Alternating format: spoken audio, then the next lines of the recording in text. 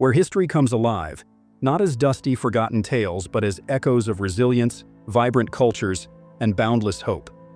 Africa, a continent of unparalleled beauty and diversity, was once home to mighty kings and queens, empires of extraordinary ingenuity, and civilizations that flourished for centuries. But in the 19th century, a wave of change swept across the land. Thousands of miles away, European nations sat in ornate boardrooms carving up Africa as though it were a prize to be claimed.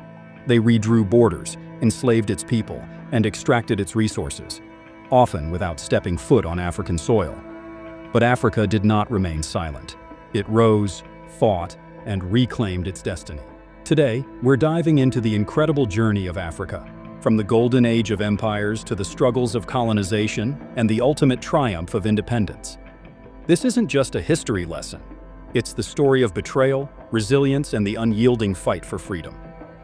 How did Africa rise from the ashes of colonization? And what lessons does its past hold for the continent's bright future? Let's begin the journey together. Pre-colonial Africa, a land of kings and empires. Before colonization, Africa was a continent teeming with vibrant cultures, thriving trade, and powerful kingdoms. Let's take a closer look at this golden era. The Mali Empire. Under the legendary Mansa Musa, this empire controlled vast trade networks across the Sahara, dealing in gold, salt, and other precious commodities. Mansa Musa's wealth was so immense it disrupted economies during his pilgrimage to Mecca.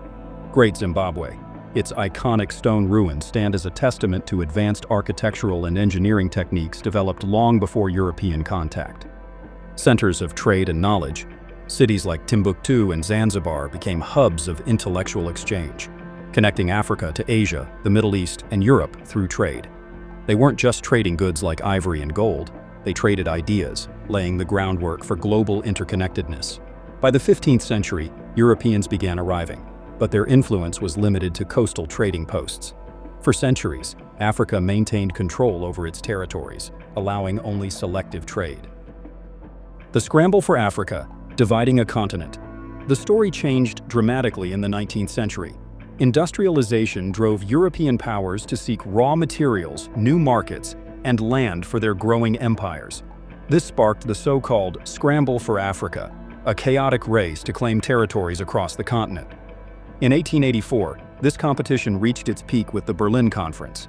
Representatives from 14 European nations, including Britain, France, and Germany, met in Berlin, not to consult Africans, but to decide their fate. The aim? To divide the continent among themselves while avoiding conflicts between European powers. The division was guided by a few key principles. Number 1. Effective occupation. A European power could only claim land if they could prove they had authority over it, such as through treaties, administration, or military presence. Number 2. Free trade zones. The Congo Basin and Niger River regions were declared open for trade by all nations. Number 3. Notification of claims. European countries had to inform others before claiming new territories. These arbitrary decisions ignored Africa's cultural, ethnic, and linguistic boundaries, slicing through communities and merging rivals into the same territories. By 1900, nearly 90% of Africa was under European control. Only Liberia and Ethiopia remained independent. Many of the borders created at the Berlin Conference were drawn with little to no understanding of Africa's geography.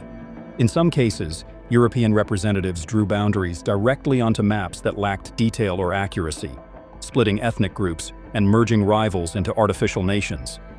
This would later fuel numerous conflicts, such as the Nigerian Civil War and Rwandan genocide, rooted in these imposed divisions. Methods of colonization: divide and conquer. The colonial powers didn't just take control, they devised distinct strategies to dominate, exploit, and suppress, ensuring their hold over African territories. Each method had devastating impacts, shaping the political, cultural, and social landscapes of Africa for generations to come. France adopted a policy of direct rule, treating its colonies as mere extensions of France itself.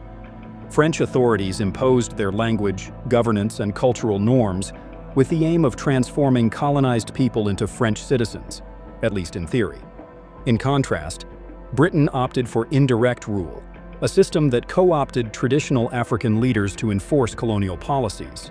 While this might seem less invasive, it created a hierarchy of control that often deepened divisions within communities. Among the colonial powers, Belgium's rule in the Congo Free State stands out as one of the most brutal and horrifying examples of exploitation and human rights abuses. King Leopold II of Belgium treated the Congo as his personal property, using it solely to amass wealth through forced labor. These methods, whether through assimilation, manipulation, or outright terror, did more than control African populations. They dismantled centuries-old systems, replacing them with artificial structures that often pitted communities against one another. The colonial obsession with divide and rule created fractures that still fuel conflicts in modern Africa. But even in the face of such overwhelming oppression, African communities resisted. They preserved their traditions, formed alliances, and planted the seeds of independence movements that would eventually shake the colonial foundations to their core. Impact of colonization. The impact of colonization was profound and often devastating. African economies were reshaped to benefit European industries. Resources like rubber, gold, and diamonds were extracted with little reinvestment in local communities. Cultural traditions were suppressed as European languages, religions, and systems were imposed. Entire communities were displaced, and new artificial borders grouped rival ethnic groups together, sowing the seeds of future conflicts. However, not all the changes were negative. Colonization brought technological advancements, such as railroads, ports, and telecommunication systems, which laid the groundwork for modern infrastructure. Education systems were also introduced, giving many Africans access to formal education for the first time.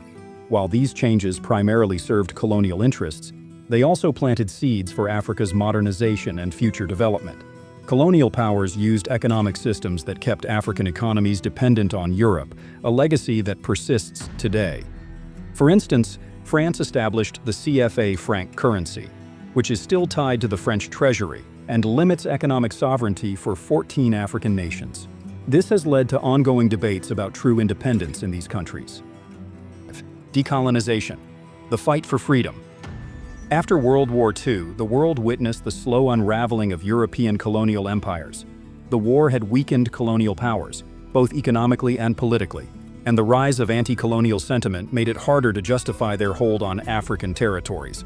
At the same time, African leaders and independence movements gained momentum. Across the continent, people demanded freedom, equality, and the right to govern themselves. Early pioneers like Kwame Nkrumah of Ghana and Jomo Kenyatta of Kenya became symbols of hope and resistance, inspiring others to join the fight for self-determination. In 1957, Ghana became the first sub-Saharan African country to achieve independence, with Kwame Nkrumah at its helm. This was a watershed moment that fueled liberation efforts across the continent. The 1960s were later dubbed the Year of Africa, as 17 countries declared their independence in a single year, including Nigeria, Senegal, and the Democratic Republic of Congo. But the path to freedom was not without struggle. In Algeria, a brutal war against French colonial forces lasted 8 years, costing millions of lives before independence was won in 1962. Similarly, Kenya endured the Mau Mau uprising, a fierce resistance against British rule. Even after independence, many nations faced the challenge of dismantling colonial-era systems and unifying diverse ethnic groups under a single national identity. By the 1990s, decolonization was nearly complete. South Africa became a beacon of hope when apartheid, a legacy of colonialism, was abolished in 1994, and Nelson Mandela became the nation's first black president. This marked the symbolic end of colonial domination in Africa. Despite the challenges, the decolonization era represented a triumph of resilience, determination, and the unwavering belief in the right to self-rule.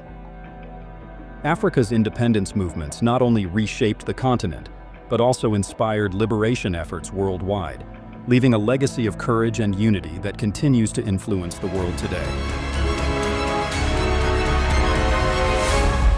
Today, Africa is a vibrant mosaic of cultures, innovation, and resilience, poised to redefine its place on the global stage.